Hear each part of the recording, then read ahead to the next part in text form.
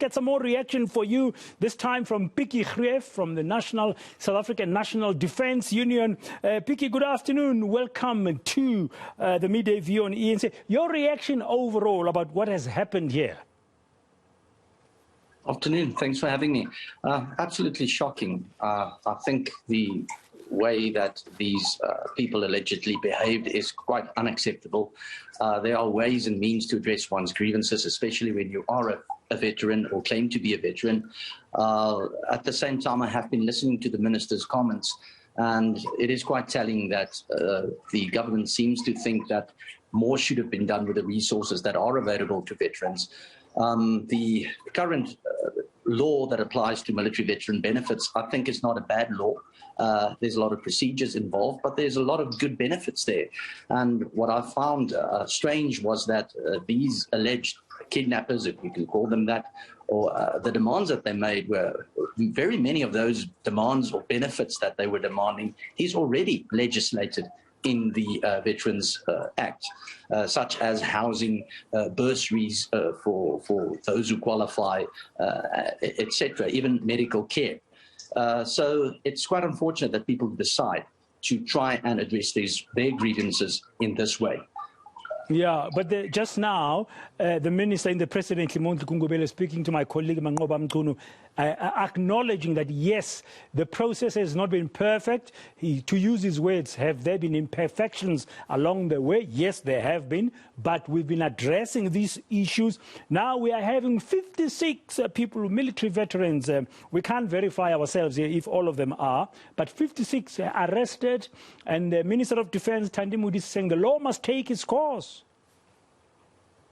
Oh, absolutely. There, Sandu must agree with the minister 100%. The law must take its course. People must realize that in a democracy like South Africa, where there's procedures and ways to deal with things in accordance with the law and in the confines of the law, which is not restrictive to veterans at all, then one should accept that if you deal outside those confines, there are going to be consequences. And certainly the law must deal with these people. If they are not being dealt with by the law, it will create the impression that lawlessness brings results, and that can never be allowed. Yeah, and that some of us are above the law, which we can't allow. I think South Africans will agree with you. Pikkie, your union, do you have any military veterans who've sought assistance from you? Are you aware of these issues? Have you been involved in any way, shape or form? Not as part of the union's mandate, but we do get from time to time. However, there's obviously soldiers who go into retirement, who then become military veterans, do phone us for advice, and because they used to be members of the union, we direct them to the Department of Veterans, and we'll even assist from time to time where there's administrative hiccups, as there's bound to be in every department where you have these kinds of administrative procedures. We see it all over the public service, trying to get an identification card, or whatever the case may be. Where there's admin procedures, there's bound to be hiccups. So we help our members in that sense. We also know about these other demands that float around. For instance, one would be wrong not to mention one of the demands that these people made last night apparently was that each veteran be paid 4.2 million. There's absolutely no legal or statutory provision that calculates that amount that's due to every veteran. It's simply something that one gets the impression has been thumbsucked. It's quite unreasonable and I think a bit incredulous, really.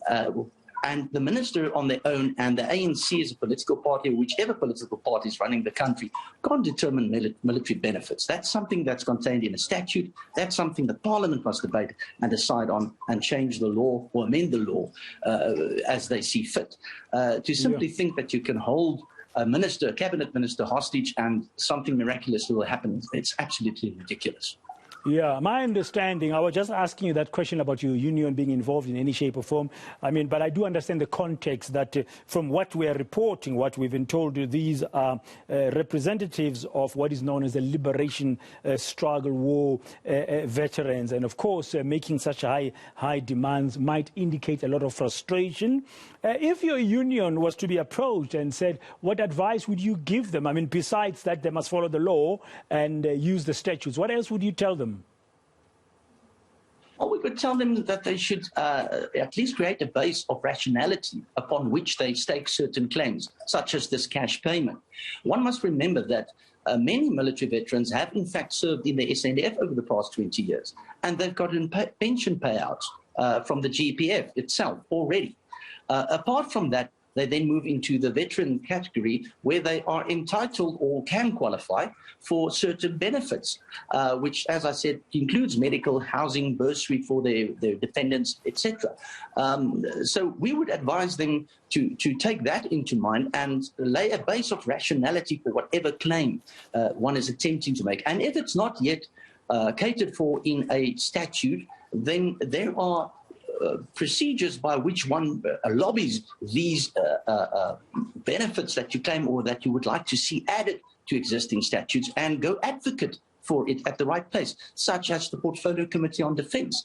There are civil ways to deal with these things, and I think that the department is completely correct to expect every citizen to deal with matters, also veteran matters, in a civil way and in a lawful way.